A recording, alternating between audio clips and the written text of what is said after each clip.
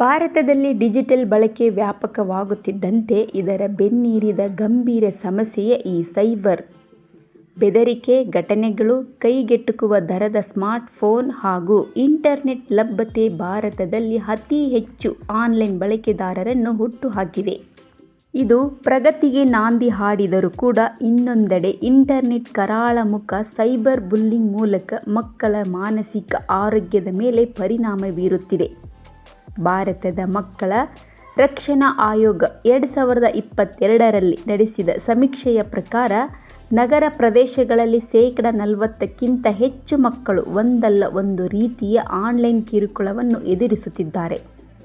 ರಾಷ್ಟ್ರೀಯ ಅಪರಾಧ ದಾಖಲೆಗಳ ಬ್ಯೂರೋ NCRB ಪ್ರಕಾರ 2022ಕ್ಕೆ ಹೋಲಿಸಿದರೆ 2023ರಲ್ಲಿ ಆನ್ಲೈನ್ ನಿಂದನೆಗೆ ಒಳಗಾದ ಅಪ್ರಾಪ್ತರ ಪ್ರಮಾಣ 14% ಹೆಚ್ಚಾಗಿದೆ. ಸುತ್ತು ಜಗತ್ತಿಗೆ ಸ್ವಾಗತ. ನಮಸ್ಕಾರಗಳು ಸ್ನೇಹಿತರೆ. ಸೈಬರ್ ಬುಲ್ಲಿಂಗ್ ಎಂದರೆ ಯಾರಾದರೂ ತಂತ್ರಜ್ಞಾನವನ್ನು ಬಳಸಿಕೊಂಡು ಇನ್ನೊಬ್ಬ ವ್ಯಕ್ತಿಗೆ ಕಿರುಕುಳ, ಬೆದರಿಕೆ, ಮುಜುಗರ ಅಥವಾ ಗುರಿಯಾಗಿಸುವುದು. ಸೈಬರ್ ಬುಲ್ಲಿಂಗ್ ಮಾಡುವ ಪಠ್ಯಗಳು, ಇಮೇಲ್ಗಳು ಅಥವಾ ತ್ವರಿತ ಸಂದೇಶಗಳನ್ನು ಕಳುಹಿಸಲು ಸೈಬರ್ ಬುಲ್ಲಿಗಳು ಮೊಬೈಲ್ ಫೋನ್ಗಳು, ಕಂಪ್ಯೂಟರ್ಗಳು ಅಥವಾ ಇತರ ಎಲೆಕ್ಟ್ರಾನಿಕ್ ಸಾಧನಗಳನ್ನು ಬಳಸುತ್ತಾರೆ. ಸಾಮಾಜಿಕ ಮಾಧ್ಯಮದಲ್ಲಿ ಅಥವಾ ಚಾಟ್ ರೂಮ್ಗಳಲ್ಲಿ ಕಾಮೆಂಟ್ಗಳನ್ನು ಪೋಸ್ಟ್ ಮಾಡಿ, ಖಾಸಗಿ ಅಥವಾ ಸಾರ್ವಜನಿಕ ವೇದಿಕೆಗಳನ್ನು ಬಳಸಿ ತಮ್ಮ ಬಲಿಪಶುಗಳ ಮೇಲೆ ದಾಳಿ ಮಾಡುತ್ತಾರೆ. ಮಕ್ಕಳು ಮತ್ತು ಹದಿಹರೆಯದವರಲ್ಲಿ ಸೈಬರ್ ಬುಲ್ಲಿಂಗ್ ತುಂಬ ಪ್ರಚಲಿತವಾಗಿದೆ. ಏಕೆಂದರೆ ಸೈಬರ್ ಬುಲ್ಲಿಂಗ್ಗಳು ತಮ್ಮ ಗುರುತು ಮತ್ತು ಸ್ಥಳವನ್ನು ಆನ್ಲೈನ್ನಲ್ಲಿ ಮರೆಮಾಡಬಹುದು. ಅನಾಮಧೇಯವಾಗಿ ಅಥವಾ ಅಲಿಯಾಸ್ ಅಡಿಯಲ್ಲಿ ಯಾವುದೇ ಸಮಯದಲ್ಲಿ ಕಾರ್ಯನಿರ್ವಹಿಸಬಹುದು. ಸೈಬರ್ ಬುಲ್ಲಿಂಗ್ ಬಲಿಪಶುಗಳಿಗೆ ದೈಹಿಕವಾಗಿ, ಮಾನಸಿಕವಾಗಿ ಮತ್ತು ಭಾವನಾತ್ಮಕವಾಗಿ ಪರಿಣಾಮ ಬೀರಬಹುದು. ಅವರಿಗೆ ಭಯ, ಕೋಪ, ನಾಚಿಕೆ, ದಣಿವು, ಎಲ್ಲದರಲ್ಲಿ ಆಸಕ್ತಿ ಕಳೆದುಕೊಳ್ಳುವುದು, ನಿದ್ದೆ ಮತ್ತು ಊಟ ಸರಿಯಾಗಿ ಮಾಡದಿರುವುದು, ಅಂತರ್ಮುಖಿಯಾಗುವುದು, ತಲೆನೋವು ಅಥವಾ ಹೊಟ್ಟೆ ನೋವುಗಳಂಥ ರೋಗ ಲಕ್ಷಣಗಳನ್ನು ಅನುಭವಿಸಬಹುದು ಹಾಗೂ ಈ ಪರಿಣಾಮಗಳು ದೀರ್ಘಕಾಲ ಕೂಡ ಉಳಿಯಬಹುದು. ಸೈಬರ್ ಬೆದರಿಕೆಗೆ ಒಳಪಡುವ ಮಕ್ಕಳು ಹೆಚ್ಚು ಮಾನಸಿಕ ಖಿನ್ನತೆಗೆ ಗುರಿಯಾಗುತ್ತಿರುತ್ತಾರೆ. ಭಯಕ್ಕೆ ತುತ್ತಾಗಿ ಏಕಾಂಗಿತನ ಅನುಭವಿಸುತ್ತಿರುತ್ತಾರೆ. ಬೆದರಿಕೆ ನಿರಂತರವಾದಲ್ಲಿ ತಲೆನೋವು, ಹೊಟ್ಟೆನೋವು ಹಾಗೂ ನಿದ್ರೆಯಲ್ಲಿ ತೊಡಕಿನಂಥ ಸಮಸ್ಯೆಗಳು ಕೂಡ ಸರಪಳಿಯಾಗಬಹುದು. ಇಂಥ ಮಕ್ಕಳ ಶೈಕ್ಷಣಿಕ ಪ್ರಗತಿಯು ಕುಂಠಿತಗೊಳ್ಳುತ್ತದೆ. ಶಾಲೆಗೆ ಹೋಗಲು ಹಿಂಜರಿಯುತ್ತಾರೆ. ಮಕ್ಕಳ ಆತ್ಮವಿಶ್ವಾಸ ಕಡಿಮೆಯಾಗುತ್ತದೆ. ಬೇರೆಯೊಬ್ಬರ ಜೊತೆಗೆ ಬೆರೆಯುವ ಉತ್ಸಾಹ ಕೂಡ ತೋರುವುದಿಲ್ಲ.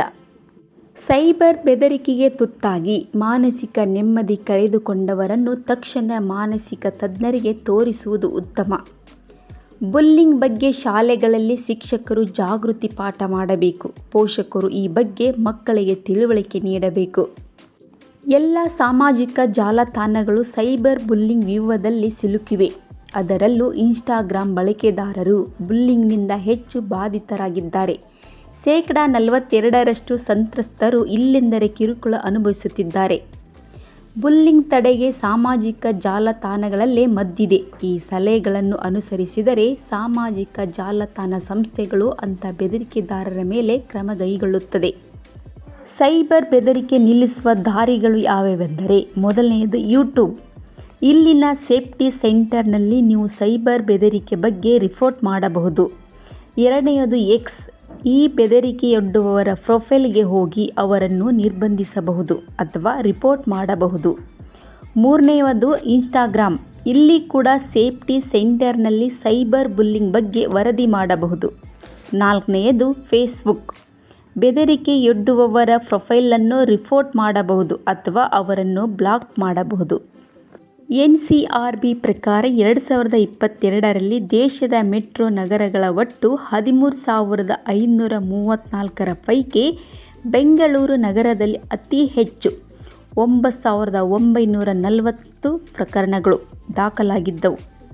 ಮೈಕ್ರೋಸಾಫ್ಟ್ ಸಂಸ್ಥೆಯು 25 ದೇಶಗಳಲ್ಲಿ ನಡೆಸಿದ ಸಮೀಕ್ಷೆ ಪ್ರಕಾರ ಚೀನಾ ದೇಶದಲ್ಲಿ ಅತಿ ಹೆಚ್ಚು ಅಂದರೆ 70% ಆನ್ಲೈನ್ ಬುಲ್ಲಿಂಗ್ ಪ್ರಕರಣಗಳು ದಾಖಲಾಗಿವೆ.